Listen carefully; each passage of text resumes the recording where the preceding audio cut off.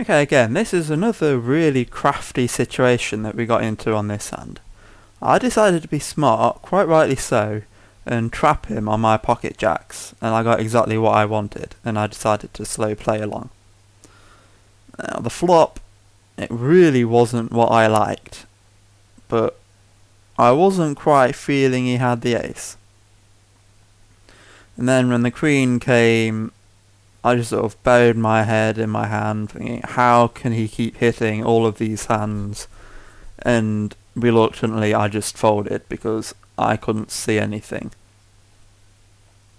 Now, in reality, I had the best hand. This is basically another example of a semi-bluff.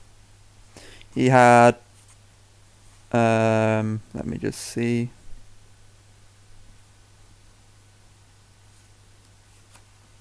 Can't quite find it. He had the flush draw though. I think it's this. Might be this. No.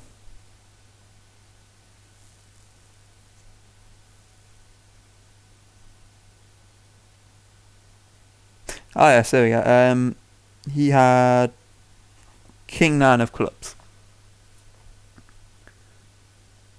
And basically he just kept semi-bluffing me. And I think this really illustrates, especially in heads up, the power of aggression. Because whoever's in control of the pot usually ends up dominating it. So you can see here, Kerner had 33% odds to hit his flush overall.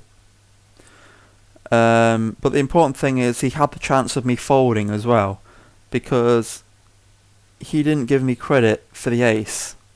Because I'd limped in, therefore he thinks I've not got much of a hand. If you look at it, I mean, that was cleverly disguised by me, he was wrong, but still going by his logic, I wouldn't have just checked on the button with an ace. So therefore he thinks it's quite a good scare card to get rid of me. And he just keeps firing the bets, thinking that I did pretty much exactly what I was doing, not believing him. And quite often you've just got to fire that second barrel.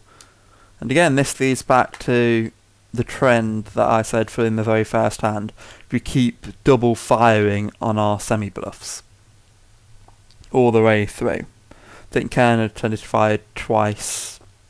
Yeah, I did 1, 3, 5. I think normally it ended up being 2 fires, flop and turn for both of us on our semi-bluffs.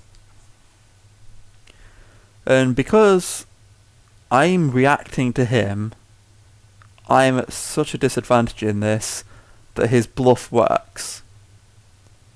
So remember, that is another crucial key to being a good bluffer, is you have to be in control of the pot. And that's what this demonstrates. You have to put the choice and the decision on the other person that you're trying to bluff and put them completely in the dark of what you're doing.